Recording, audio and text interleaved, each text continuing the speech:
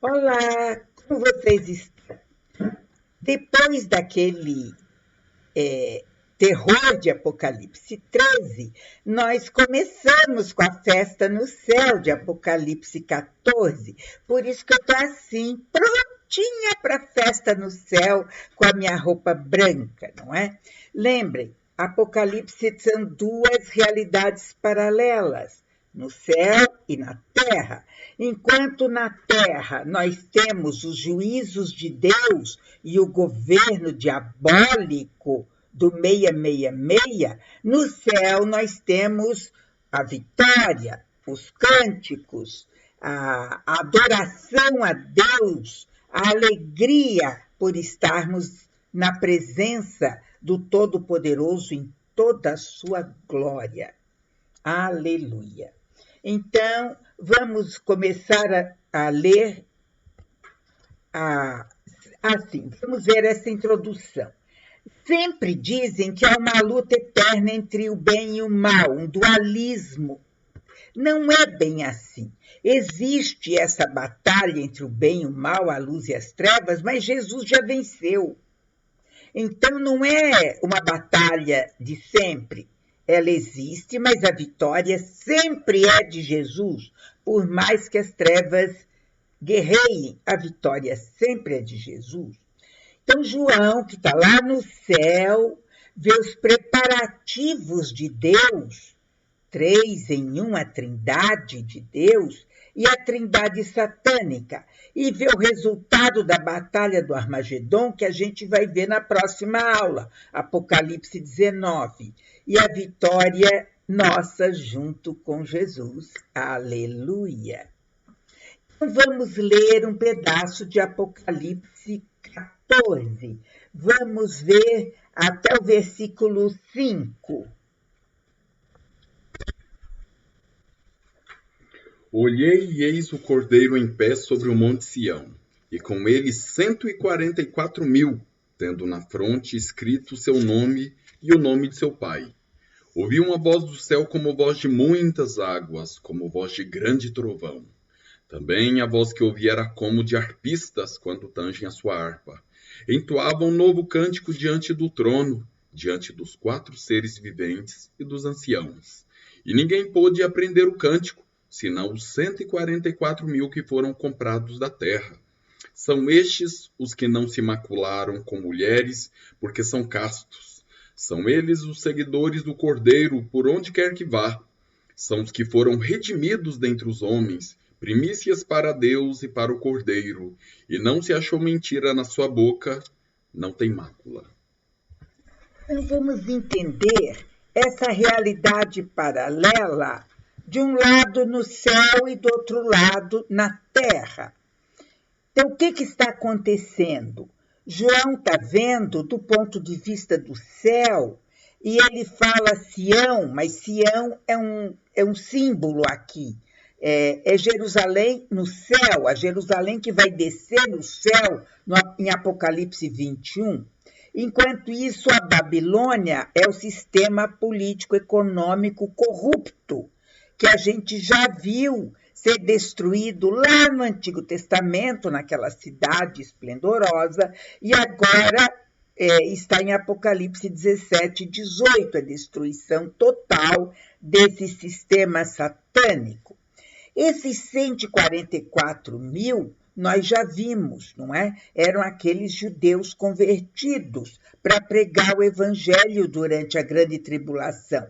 E eles foram martirizados em Apocalipse 13 e agora estão no céu. Enquanto isso, os marcados pela besta, que tem o símbolo da besta, eles sofrem a cólera de Deus nos cálices da ira de Apocalipse 16. E esses estão no céu, eles cantam um novo cântico, um cântico de louvor, de alegria, de gratidão. Enquanto isso, na terra há gritos de angústia sem fim, porque as coisas ficam cada vez piores. Eles são castos. Aí tem gente que diz, então é bom ser solteiro, não se casar. Não, não é esse o sentido. Na Bíblia, o sexo no casamento é sagrado, está lá em Hebreus 13:14, 12:14 também, está em muitos textos. Deus criou Adão e Eva para serem sexualmente ativos, representando a Trindade. Então, no casamento, o sexo é sagrado, é casto, não quebra a santidade sexual. Na Babilônia, sim, onde existe adultério, fornicação, luxúria, homossexualismo, etc, etc. Aí diz que eles não têm mentira, não é? Jesus é a verdade, ele disse, eu sou o caminho, a verdade e a vida. Eles não têm mentira, conforme fala Sofonias, João, Mateus, Isaías e Salmo. Quando a gente comete um pecado, a gente já pede perdão e procura não cometer mais. Enquanto esses são sem mentira no céu, os mentirosos estão aqui sofrendo os castigos que a besta sofre. No versículo, depois nós continuamos, não é? Eles são sem mácula. Sem mácula significa sem pecado. É claro que a gente peca, mas lá em 1 João está bem claro, se nos arrependemos, o nosso vestido é lavado no sangue do Cordeiro e simbolicamente fica branquinho de novo. Não, Deus esquece, anula, deleta o nosso pecado, ele não existe mais. Então, para entrar no céu, não podemos ter pecado, temos que estar sempre lavando a nossa roupa suja no sangue de Cristo. Enquanto isso, o povo aqui na terra peca, peca e peca cada vez mais, não é? E daí nós temos aqui que existe um evangelho eterno, um convite desde Gênesis para adorar o Criador. Agora, quando se fala em evangelho, na graça de Deus que salva, nós temos novamente as duas mãos de Deus. A graça de Deus salva pelo sangue de Cristo, e quem é rebelde vai receber o castigo da sua rebeldia. Então, nós temos no céu os que foram salvos pela graça, e na terra o juízo para os adoradores da besta, não é? Culminando nos cálices da ira de Deus. E nós temos no verso 8 uma expressão repetida na Bíblia, Isaías, Jeremias, etc. Caiu a grande Babilônia. Lembra quando estudamos Babilônia nas aulas 3 e 4, que Isaías previu 250 anos antes, quando Babilônia não era nada, ele previu que Babilônia conquistaria Israel e depois cairia numa única noite. E essa previsão é repetida agora. Babilônia, no capítulo 18 de Apocalipse, cai numa única noite. E eu acredito que ao pé da letra, como foi a Babilônia enorme, grandiosa e riquíssima cidade, caiu numa única noite, agora cairá também. Então, vocês têm todos os textos aí, não é? Então, vamos continuar lendo Apocalipse 14. Vi outro anjo voando pelo meio do céu, tendo um evangelho eterno para pregar aos que se assentam sobre a terra, e a cada nação, e tribo, e língua, e povo, dizendo em grande voz: temei a Deus, e dai-lhe glória, pois é chegada a hora do seu juízo, e adorai aquele que fez o céu, e a terra, e o mar, e as fontes das águas. Seguiu-se outro anjo, o segundo, dizendo: Caiu a grande Babilônia, que tem dado a beber a todas as nações do vinho da fúria da sua prostituição. Nós já vimos que prostituição na Bíblia significa idolatria no mais alto grau, com todas as consequências pecaminosas que a idolatria traz. Então, nós temos aqui, ou você está no versículo 7, dizendo glória a Deus, ou você está na terra sofrendo a queda da Babilônia? Nós já vimos essa escolha lá atrás, não é? Muitas aulas atrás. E daí no versículo 13, nós vemos que os que morrem no Senhor descansam. Nós já vimos o sentido de dormem. Não é que ficam esperando a ressurreição. Nós vamos direto em alma para o céu. O corpo é que só irá depois da ressurreição. E Jesus é o nosso descanso. Está muito claro em Hebreus 4, 1 a 3, que os filhos de Deus que batalham aqui nesta vida terão um descanso maravilhoso no céu. Por isso que muitas vezes, quando o Filho de Deus morre, a gente diz, ele descansou no Senhor, ou ele partiu para a glória, dá no mesmo. Enquanto que nós temos uma coisa completamente diferente aqui em Apocalipse 14, 10 e 11, que nós vamos ler. Também esse beberá do vinho da cólera de Deus, preparado sem mistura do cálice da sua ira, e será atormentado com fogo e enxofre, diante dos santos anjos e na presença do Cordeiro. A fumaça do seu tormento sobe pelos séculos dos séculos, e não tem descanso algum, nem de dia nem de noite.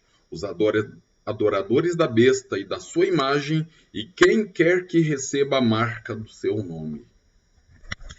Não tem descanso, não tem descanso. Eu que gosto de ler história e biografias, né, de líderes, é impressionante como os líderes maus não têm descanso. Eles têm medo de ser mortos por seus soldados, por seus servidores, de serem envenenados por seus servos. Eles vivem com medo. Enquanto nós descansamos em Deus, que Deus cuida de nós, e não temos esse pavor todo que eles têm. E imagine depois do inferno, que é dia e noite, século após século, sem descanso, o tormento que eles sofrerão. Gente, é terrível isso, não é? Ainda bem que não é para nós. E depois, no versículo 13, nós vemos que nós vamos receber galardão, vamos receber prêmio pelas obras. As obras não levam para o céu, não. Agora, depois que o sangue de Cristo nos lava, as obras em amor, feitas com amor, não adianta fazer por obrigação ou para comprar pedaço no céu, isso não tem valor nenhum.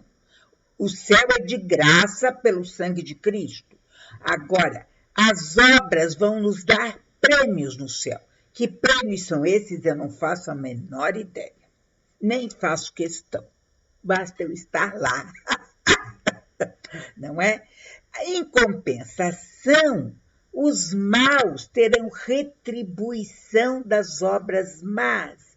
E essa retribuição é o castigo eterno para eles. Então, nós temos retribuição para as obras de amor, que é o galardão, e retribuição para as obras de ódio, que é o inferno com todos os seus tormentos. Que horror! Em Apocalipse 12, nós já vimos que tem a mulher, que é Israel no Antigo Testamento, e a noiva no Novo Testamento.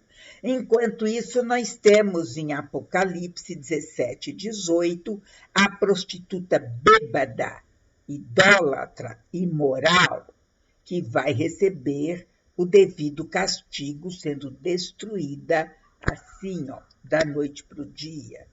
Isso a gente não vai estudar propriamente o 17 e 18, porque a gente já viu isso na quarta aula, quando estudamos a queda da Babilônia no Antigo Testamento.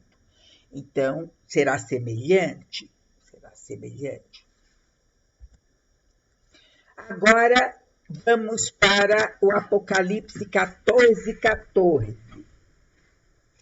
Olhei e eis uma nuvem branca, e sentado sobre a nuvem um semelhante a filho de homem, tendo na cabeça uma coroa de ouro e na mão uma foice afiada.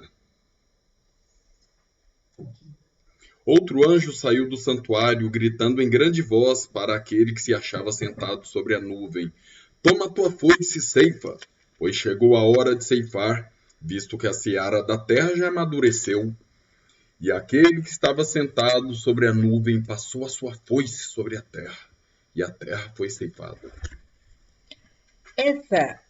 Esse acontecimento simbólico nos últimos tempos lembra Mateus 24 e lembra também Mateus 13, não é? Quando Jesus fala que haverá uma ceifa, ele conta a parábola do joio e do trigo e diz que depois, nos últimos dias, no dia do juízo, haverá essa ceifa e vai separar os maus, que são o joio, que parecem bonzinhos, mas não são.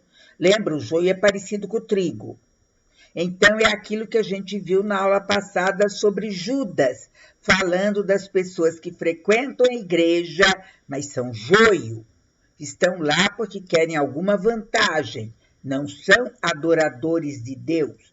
E o trigo, que é o fiel filho de Deus, o que acredita e trabalha para Deus. Aí vai dizer que na consumação do século, quer dizer, exatamente agora, quando chega a hora do juízo, vai haver essa ceifa, isso é simbólico, claro, separando o joio, os falsos cristãos, do trigo, que tem direito à vida eterna. E depois nós vemos a vindima, que está lá em 14, 17 em diante. Então derramou o sétimo anjo a sua taça pelo ar. E saiu grande voz do santuário do lado do trono, dizendo: Feito está. E sobrevieram relâmpagos, vozes e trovões, e ocorreu grande terremoto, como nunca houve igual desde que há gente sobre a terra. Tal foi o terremoto, forte e grande. E grande cidade se dividiu em 3 partes. E caíram as cidades das nações, e lembrou-se Deus da grande Babilônia para dar-lhe o cálice do vinho do furor da sua ira. Todas as ilhas fugiram, e os montes não foram achados. Também desabou do céu sobre os homens grande saraivada, com pedras que pesavam cerca de 1 talento. E por causa do flagelo da chuva de pedras, os homens blasfemaram de Deus, porquanto o seu flagelo era sobremodo grande. Onde você está? Verdade, pulou 14. Verdade. 14 e 17. A vindima. Então saiu do santuário que se encontra no céu outro anjo, tendo ele mesmo também uma foice afiada. Saiu ainda do altar outro anjo, aquele que tem autoridade sobre o fogo, e falou em grande voz ao que tinha a foice afiada, dizendo: Toma a tua foice afiada e ajunta os cachos da videira da terra, porquanto as suas uvas estão amadurecidas. Então o anjo passou a sua foice na terra e vindimou a videira da terra, e lançou-a no grande lagar da cólera de Deus. E o lagar foi pisado fora da cidade, e correu o sangue do lagar até os freios dos cavalos, numa extensão de 1.600 estádios. Então, isso é Apocalipse 14, 17 a 20, essa profecia. Jesus falou que ele é a videira verdadeira. Quem não está unido à videira verdadeira sofrerá o castigo, está em João 15. E daí nós temos aqui essa vindima, esse castigo simbólico, gente, isso daqui é simbólico, tá? Em que Jesus destrói os ímpios pisando sobre eles. Gente, o lagar era um lugar onde se pisavam as uvas. Notem aí o desenho. Um lugar onde se pisavam as uvas até fazer suco, até transformar aquilo em suco de uva para fazer o vinho. Então, quando diz que é o lagar da cólera de Deus, Jesus vai pisar essas uvas, vai esmagar os maus de uma vez, vai esmagar até não sobrar nada, simbolicamente, não é? E depois nós temos que esses 360 quilômetros de Dan a Beerseba pegam Israel inteiro. É claro que é simbólico. Não vai cobrir de sangue Israel toda, não é? De Dan a Beerseba, Dan é no norte, Beerseba no sul, e pega Israel inteiro. Aí nós temos o Vale do Armagedon, essa batalha do Armagedon, que todo mundo fala mentiras e fantasias. Preparem-se, nós vamos estudar o que é realmente a batalha do Armagedon na próxima aula. Esperem até lá, tá bom?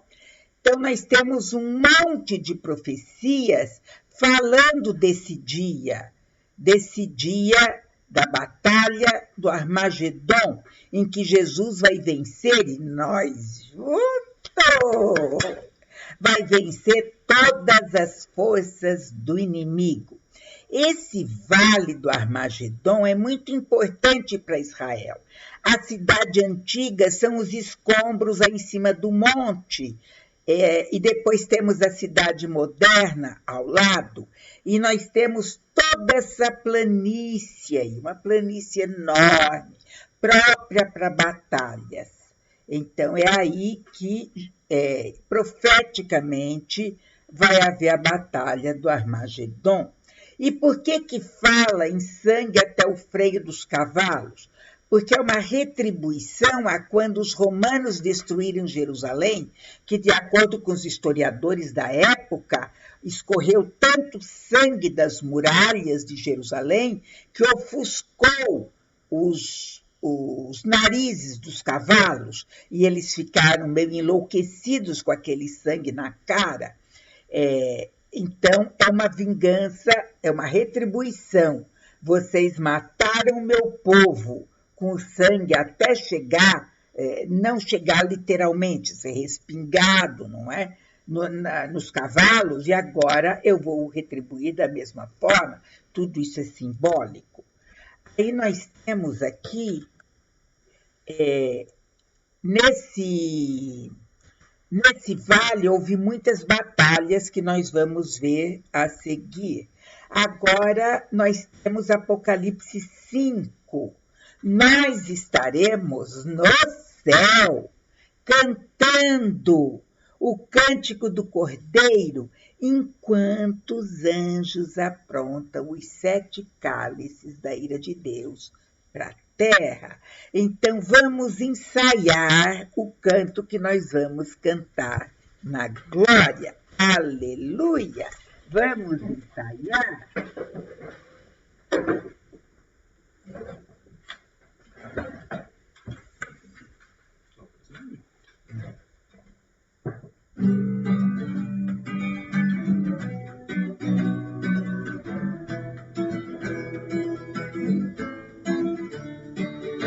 Grandes são as tuas obras, Senhor Todo-Poderoso.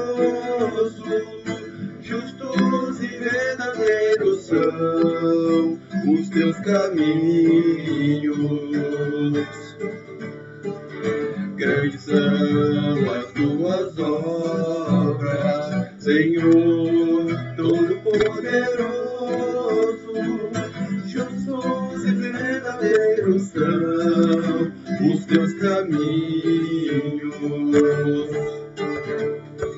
Ó Rei das nações, quem não temerá, quem não glorificará teu nome?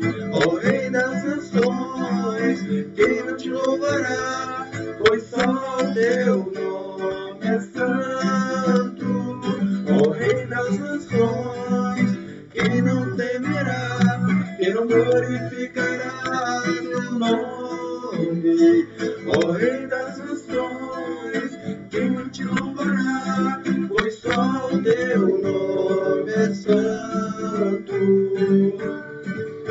Todas as nações virão e adorarão diante de ti, pois os seus atos de justiça se fizeram manifestos. Todas as nações virão e adorarão diante de ti, pois teus atos de justiça se fizeram manifestos. Ó Rei das nações, quem não temerá, quem não glorificará teu nome? Ó Rei das nações, quem não te louvará, pois só o teu nome é santo. Ó Rei das nações, quem não temerá, quem não glorificará teu nome? Ó Rei das nações, quem não te louvará, pois só o teu nome é santo.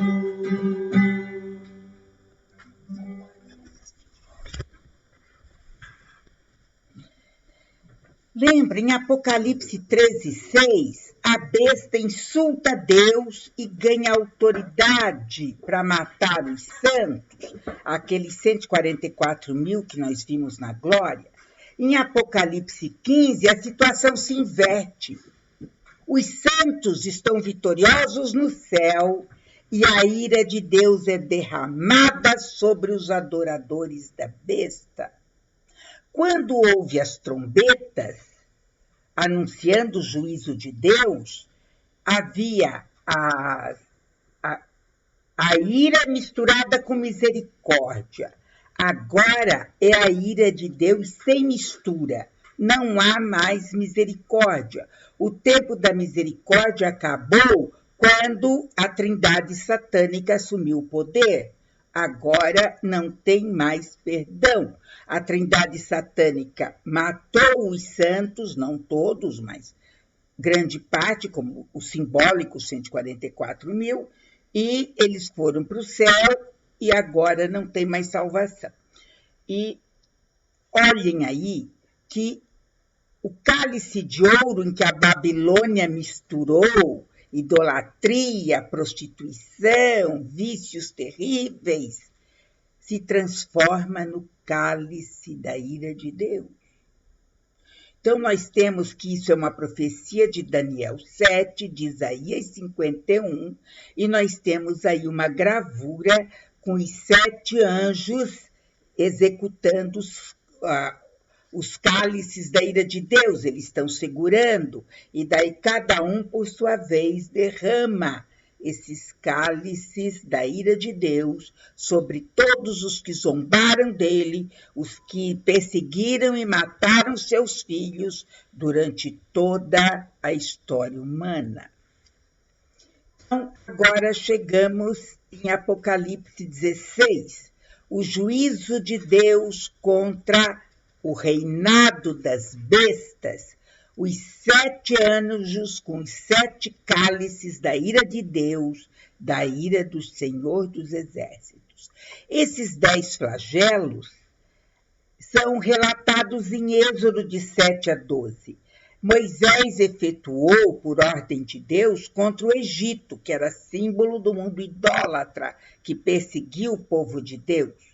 E agora abrange o mundo inteiro, não é? Abrange o mundo inteiro. Lá nas trombetas era parcial, uma parte só da natureza. Agora é o mundo inteiro, tá certo? Então vamos ler Apocalipse 16, a primeira taça.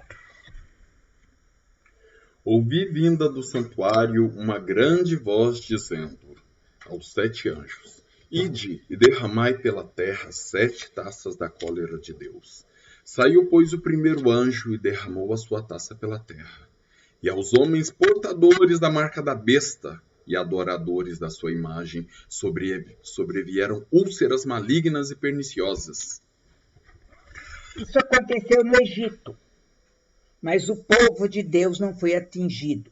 Gente, úlcera é uma ferida grande, cheia de pus, mal cheirosa, um horror.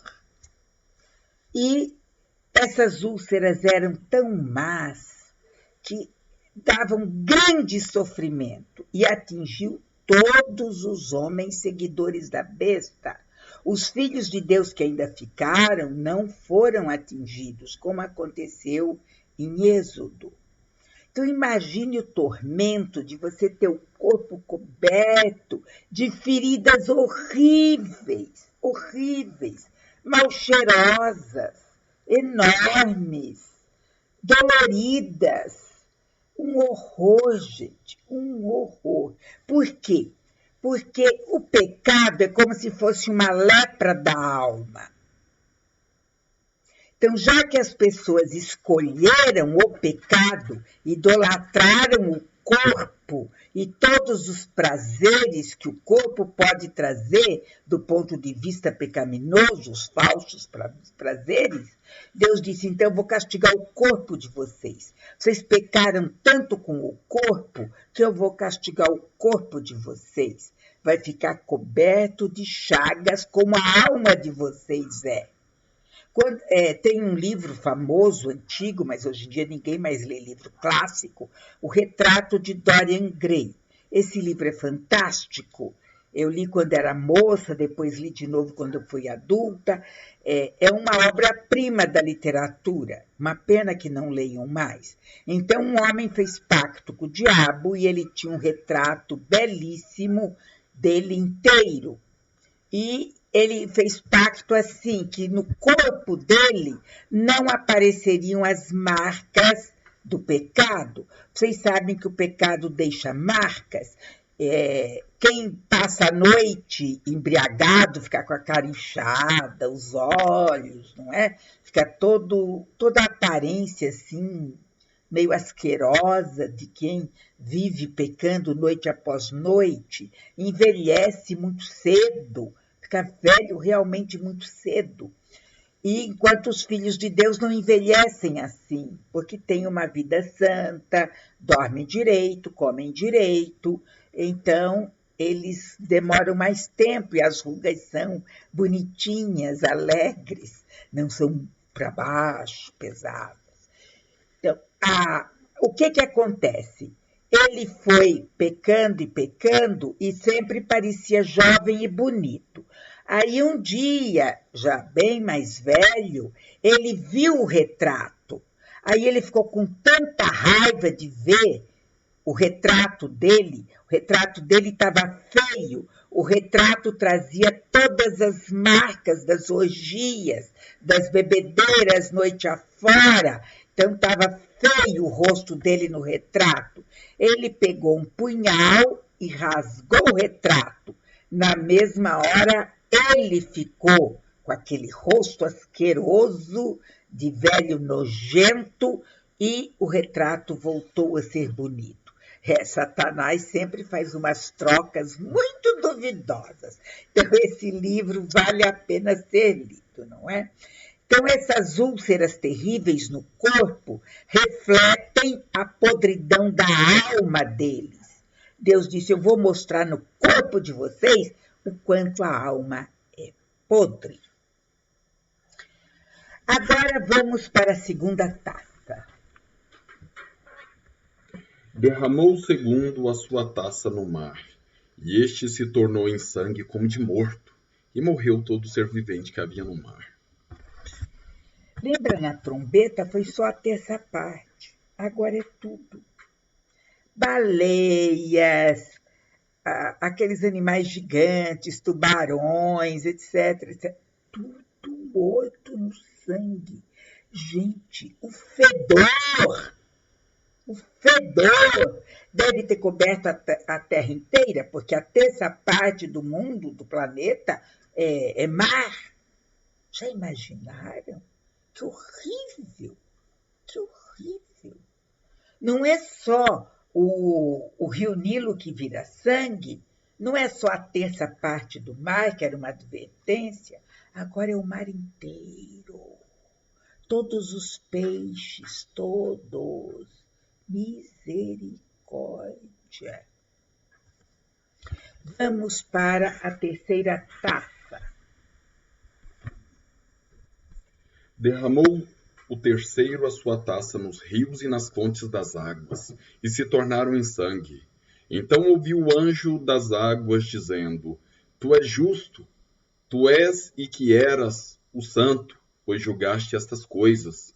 Porquanto derramaram sangue de santos e de profetas, também sangue lhes tens dado a beber. São dignos disso.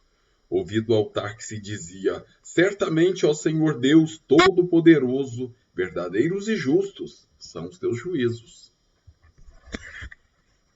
Já pensaram? Deus dá a retribuição.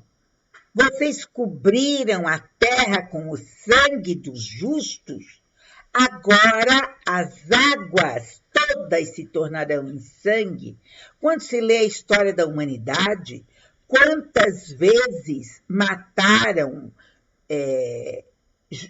filhos de Deus e jogaram os cadáveres nos rios. Uma vez em Paris, o rio Sena virou sangue de tantas mortes, de tanto martírio dos filhos de Deus. Agora Deus está dizendo: vocês transformaram aquelas águas todas em sangue, como o rio Tibre em Roma, etc., que agora vocês vão receber isso. Vocês vão receber isso. Vocês vão beber água de sangue ou vão morrer de sede, porque eu estou dando retribuição do que vocês fizeram. Gente, eu vi esses dias, aconteceu de 3 dias para cá, Istambul e Ankara, na Turquia, onde perseguem os cristãos, houve uma tempestade tão gigantesca que devastou as duas riquíssimas cidades. Não sei se vocês viram na internet, algo assombroso. Telhados inteiros dos prédios caíam sobre os carros, sobre as pessoas. Monumentos erguidos lá para louvar o poder dos chefes da Turquia caíram por terra, matando quem estava embaixo. Gente, era um horror. As janelas inteiras dos prédios caíam para baixo. Não tinha como se proteger, porque os carros eram esmagados, os prédios eram esmagados, as casas eram esmagadas. Onde que você vai se amparar? Caminhões eram arrastados. Sabe o que é arrastar um caminhão? Pessoas voaram. Um horror, um horror. E houve desastres em vários países. A Rússia ficou com tanta neve que cobriu os carros e as casas. Uma calamidade. A Inglaterra, que também está se tornando perseguidora de cristãos, o mar avançou com ondas tão gigantescas que destruiu tudo na costa da Escócia e do norte da Inglaterra. Que horror! Deus está mostrando, por enquanto, é só pedaços da terra. São avisos de Deus para o povo se arrepender. Quando chegar nesse ponto, não haverá mais arrependimento. Percebem? Então, vamos para a quarta taça. O quarto anjo derramou a sua taça sobre o sol, e foi-lhe dado queimar os homens com fogo. Com efeito, os homens se queimaram com um intenso calor e blasfemaram o nome de Deus, que tem autoridade sobre estes flagelos, e nem se arrependeram para lhe darem glória. Eu já conheço gente assim. Deus é para se queixar. Você diz que Deus é bom, mas olha aí o que Deus mandou de calamidade. Não adianta você dizer que é aviso. Ele blasfema contra Deus. Cada vez que há uma calamidade, doenças, isso e aquilo, a gente escuta blasfêmias contra Deus. Agora vai ser total. Todos vão reclamar de Deus. Onde se viu o sol queimar, queimar e queimar. Não tem como fugir daquele calorão infernal. Não tem. É terrível, né? queimadura de sol dói tanto. É uma tragédia o que Deus vai fazer. Mas tanta gente adora o Deus Sol, a deusa natureza, a deusa ciência. E agora? Onde estão esses deuses? Vamos ver a quinta taça. Derramou o quinto a sua taça sobre o trono da besta, cujo reino se tornou em trevas, e os homens remordiam a língua por causa da dor que sentiam, e blasfemaram o Deus do céu por causa das angústias e das úlceras que sofriam, e não se arrependeram de suas obras. Vocês perceberam que as taças se sobrepõem? As úlceras são da primeira taça. Então, eles continuam com úlceras. A água continua virada em sangue, o mau cheiro continua na terra toda. Aí eles se queixaram tanto que o sol queimava, que Deus mandou trevas. Lembra, eles amaram mais as trevas do que a luz. Nós vimos isso lá em João, já vimos 2 vezes. Os homens amaram mais as trevas do que a luz. Satanás é príncipe das trevas. Então, Deus vai dizer, vocês adoram Satanás, a trindade satânica? Então, eu vou dizer o que são as trevas de Satanás. Só que agora eu vou mandar essas trevas para vocês perceberem. Gente, que horror! Jesus diz que o inferno é um lugar onde haverá trevas e ranger de dentes. Nós estamos vendo isso aqui, eles nem chegaram no inferno ainda. Barbaridade. Ainda bem que estaremos no céu cantando, né? Vamos ver a sequência. O sexto flagelo.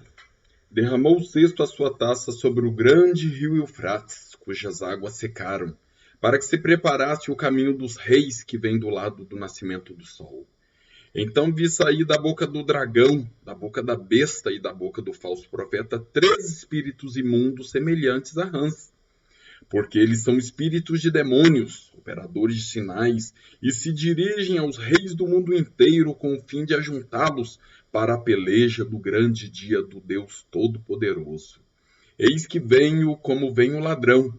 Bem-aventurado aquele que vigia e guarda suas vestes, para que não ande nu e não se veja a sua vergonha. Então os ajuntaram no lugar que em hebraico se chama Armagedon. Gente, esta sexta taça fala novamente do rio Eufrates.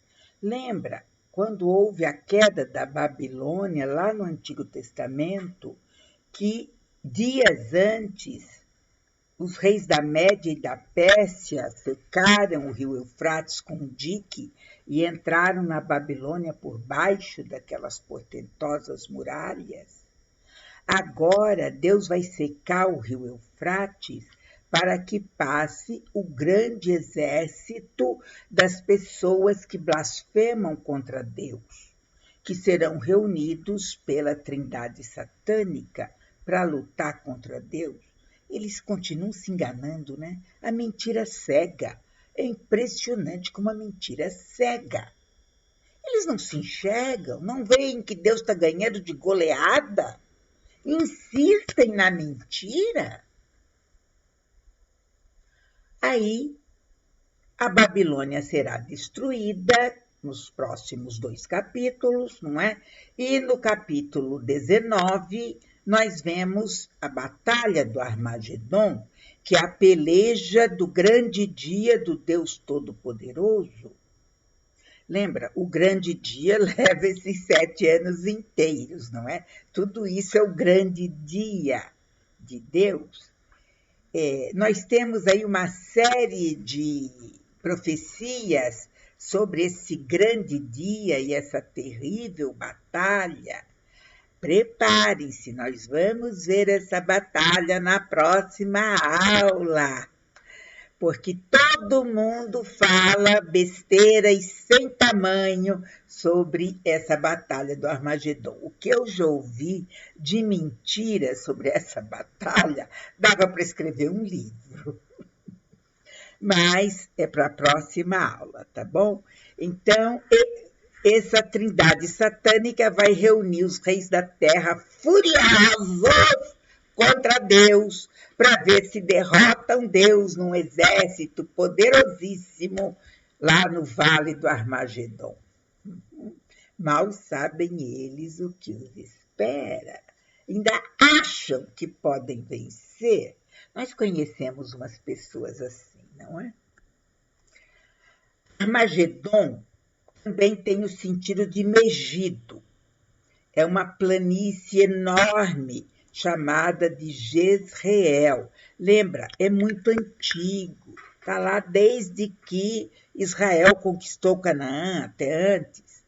Então, nós temos várias histórias importantíssimas que aconteceram nesse vale. A vitória de Débora e Baraque está em Juízes. Baraque era o general e ele ficou com medo. Débora era uma mulher de muita fé. E ela disse, não, nós vamos à batalha e vamos vencer. Só que ela avisou o general Baraque, mas a vitória será pelas mãos de uma mulher. O que na época era vergonhoso para os homens, né? Até hoje tem homem que não aceita a vitória da mulher. Então foi o que aconteceu com Débora. Ela era uma mulher muito inteligente, com muita fé, e ela realmente derrotou um exército muito mais poderoso nesse famoso vale. Depois nós temos a vitória de Gideão, fantástica, em Juízes 7.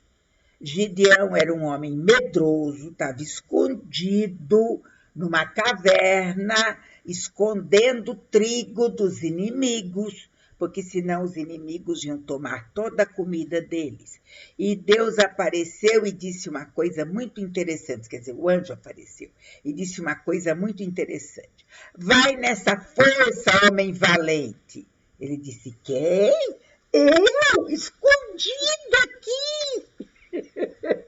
Quem sou eu? Mas com Deus, Deus transforma os medrosos em valentes. É só acreditar. Aí Gideão juntou um grande exército e Deus disse, não, é gente demais. Eu quero que a vitória seja minha, totalmente minha. E daí ele só deixou Gideão levar 300 homens, com um grande exército inimigo. Que são 300 diante de um poderoso exército inimigo. E Deus deu vitória a eles, uma estrondosa vitória. E eles mataram os inimigos e ficaram livres para comer as suas colheitas sem se esconder em cavernas. Aleluia! Deus é todo-poderoso e honra os que acreditam nele. Em compensação, foi nesse vale que Saul morreu, porque ele tinha perdido a bênção de Deus, porque se tornou orgulhoso, não queria obedecer a Deus, porque se tornou muito orgulhoso, ainda por luxo consultou uma feiticeira, coisa que Deus não permite em hipótese alguma que os seus filhos façam. Então ele morreu como castigo. E Davi subiu ao trono. Também foi neste vale, está lá em 2 Reis, que a terrível rainha Jezabel, que levou os israelitas a adorarem Baal, em vez de Deus verdadeiro, que perseguiu Elias incansavelmente, querendo matar Elias, que deturpou o fraco marido dela, que era o rei de Israel, e a profecia contra ela é que ela morreria e seria comida por cães, o que era o castigo mais terrível que um israelita podia supor, ser devorado por animais. Tentaram enterrá-la, mas já estava tarde, ela já tinha sido devorada. O que Deus avisou se cumpriu ao pé da letra neste vale. E também foi neste vale que o faraó Neco matou o rei Josias, por causa da desobediência também do rei Josias. Ele disse, não faça aliança com os egípcios, acredite somente em mim. E ele foi fazer aliança com os egípcios e foi traído. Então, com Deus não se brinca, não. Você colhe o que você planta, sem exceção. E Jesus adverte novamente no versículo 15: vigiai, vigiai.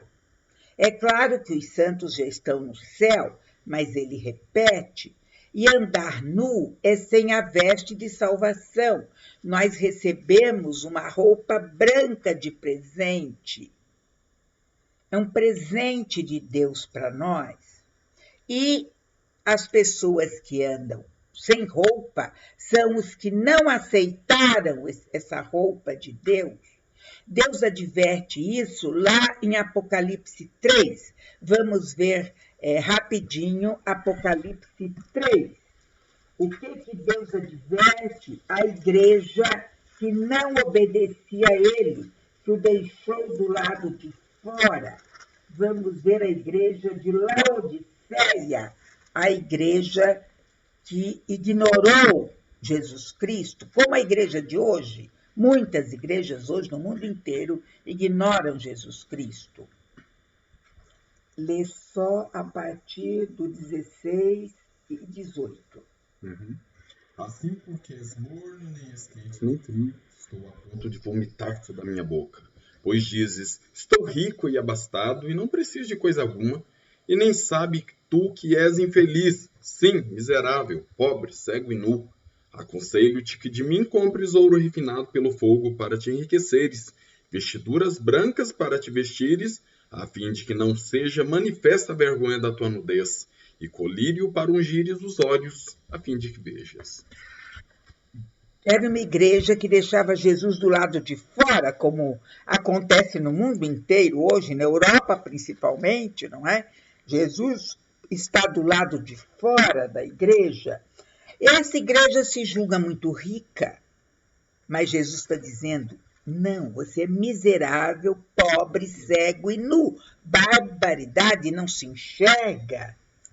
Então está dizendo, você tem que ter as vestiduras brancas que eu dou. Aí você cobre a sua nudez, você cobre os seus pecados, você cobre tudo que Deus não gosta. E você tem que ter o colírio do Espírito Santo para enxergar a verdade de Deus. E se você me deixa do lado de fora, você não tem nada disso. Então, é o que ele está advertindo aqui. Aí nós chegamos na 7ª taça, em que já foi lida, não é? Um grande terremoto destrói Babilônia. É o fim total do sistema deste mundo. Uma saraiva com pedras de um talento, gente, isso é inimaginável. São pedras com 40 quilos, pedras de gelo com 40 quilos. Lá na primeira trombeta havia saraiva, mas destruiu 1/3 da natureza. Agora vai destruir tudo, todos. Percebem? Porque são pedras muito pesadas. Então, a poderosa Babilônia, que se julga tal, vai virar fumaça. Eu sei disso não só porque a Babilônia do Antigo Testamento foi destruída numa única noite, como está previsto para esse sistema diabólico, mas porque na minha vida eu vi várias vezes isso acontecer. Quem é que acreditava que o muro de Berlim, que separava as duas Alemanhas, separava Berlim no meio e as duas Alemanhas, um muro e uma cerca pegando toda a Alemanha, em que centenas de pessoas morreram tentando fugir do horror do comunismo. Quem é que ia adivinhar que ia cair numa única noite? Ninguém adivinhou. Nenhum historiador, nenhum político, ninguém, nenhum adivinho, nada, ninguém. Mas, de repente, as igrejas se reuniram do lado oriental e, cantando louvores a Deus, chegaram ao muro. Aí o povo do lado ocidental, escutando a música, se juntou. E os guardas não sabiam o que fazer com uma multidão pacífica que cantava louvores a Deus. E, de repente, começaram a tirar pedras de arame farpado. Aí, como tinha uma construção do lado, cataram as picaretas, as marretas e, puf, numa única noite caiu o muro de Berlim. E o comunismo começou a virar pó. Mas, infelizmente, veio para a América do Sul, não é? E aqui está no Brasil tentando nos infernizar de novo. Então, vocês veem que caiu. Eu já vi várias e várias vezes cair as bolsas de valores a tal ponto que pessoas que tinham fortunas viram virar fumaça aquele dinheiro todo. Dormiram milionárias e acordaram na miséria. Numa única noite, a bolsa caiu de uma vez, como bolha de sabão que explode, e eles perderam tudo, absolutamente tudo. Foram morar no carro porque perderam a casa. Que horror, gente. Então, são avisos de Deus. Olha, eu sou capaz de destruir o sistema todo do mundo corrupto numa única noite. Fiquem na Babilônia para vocês verem. Fiquem lá. Aproveitem todas as riquezas e idolatria e meretrício da Babilônia. Aproveitem. A destruição virá assim. As trombetas foram para advertência e arrependimento, mas os homens permaneceram rebeldes. E agora os flagelos das taças são juízo do qual ninguém vai escapar. Só os filhos de Deus que ainda estiverem vivos no planeta nesta época. Gente, vamos levar a sério as advertências de Deus e vamos avisar todos que nós conhecemos desse juízo que espera os que se tornam rebeldes contra Deus. Então, até a próxima aula, com a graça de Deus, e a festa no céu e a batalha do Armagedon.